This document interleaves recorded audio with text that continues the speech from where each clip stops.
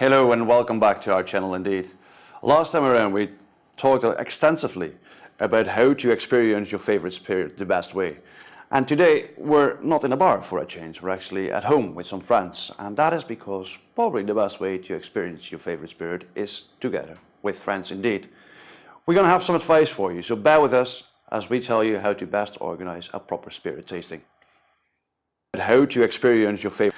And today we're not in a bar for a change, we're actually at home with some friends. And that is because experience your favorite spirit is for a spirited tasting evening. You generally don't need to organize much really.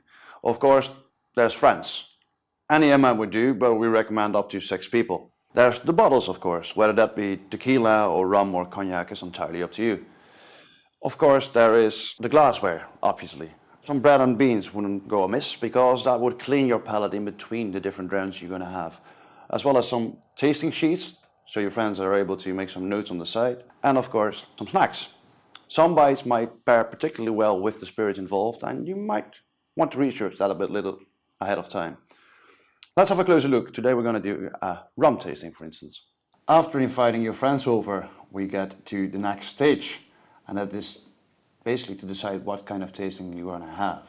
Of course, there's always, the wildly and woefully unpredictable method of inviting people over with a random bottle of spirit, so that you might end up with a very fun tasting, I guess, but there's a large danger, of course, that your tasting ends up being all over the place and that there is no harmony to the different spirits you're going to have.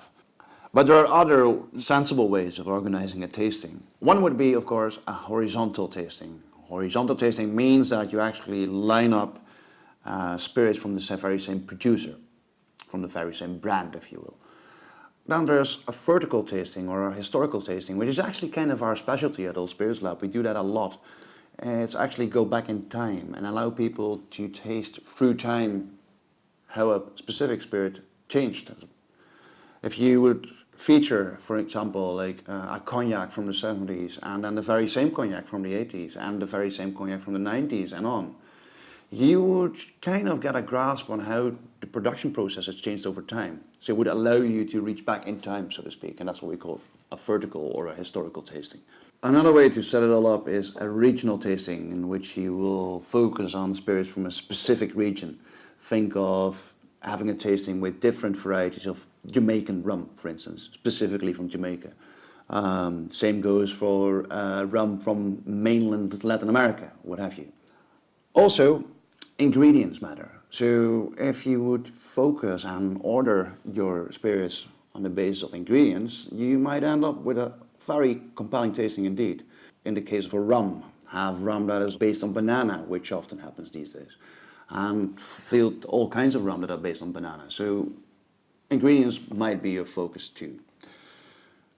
A last option would be a theme tasting, is that you actually feature your spirits along the lines of a movie or a theme that you have in common with your friends. Setting up your tasting does take a bit of caution. You want to have a degree of balance, that the one spirit goes well with the other. And don't hesitate to experiment in that regard, and don't hesitate to make a bit of a failure at times, but along the way you'll find that you get more experience in it and you get more of a grasp of it. And you might end up with a tasting that is neatly balanced and very sophisticated at that.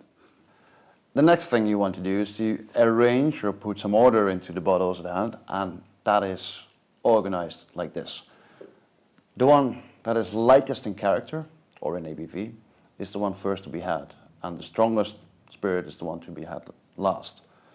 There's a reason to that, and that you will find back in our 3rd episode. Anyway, today we're going to settle for a white rum to start off with.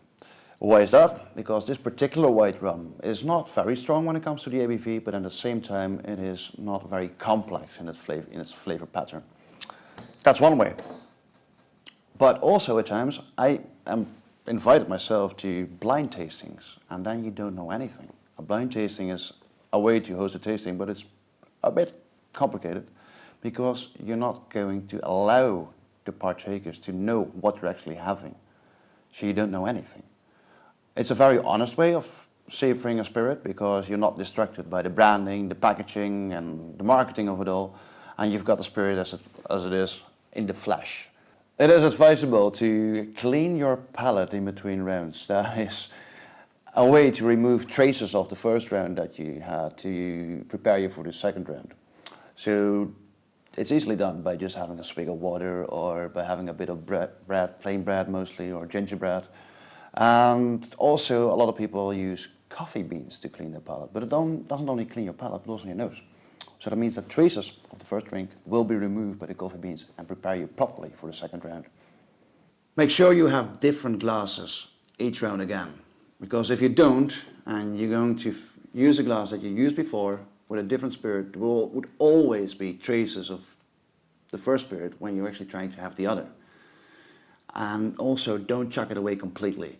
Just leave a little bit left there before you go to the next. So you can actually, after a while the evening progresses, you can go back to a spirit you had before and see if something changed. Because at times, as we discussed in an earlier episode, spirits evolve over time. Under the influence of oxygen, some spirits taste differently after a while, which is very compelling. So never chuck it away completely. Just leave a little bit left there, which allows you to go back. Also, make notes. Always and immediately. Don't wait for it too long. Often I thought to myself, like, all right, I got this sense of nutmeg and I'll write it down, in due course. And then I forgot. So always write it down on the spot and make notes just for the night, and it allows you to reconstruct what you actually smelled or tasted in that particular spirit, like a little bit on in time. And now, for something completely different, we get to the daunting, challenging and very complicated part of pairing. Pairing is actually trying to pair the flavor of a spirit with a bite or a snack. That is going to take you some trial and error, I grant you that. The thing is, if you pair a spirit to chocolate or fruits or what have you, usually the bite enhances the flavor of the spirit, and the other way around. The spirit also enhances the flavor of the snack or the bite.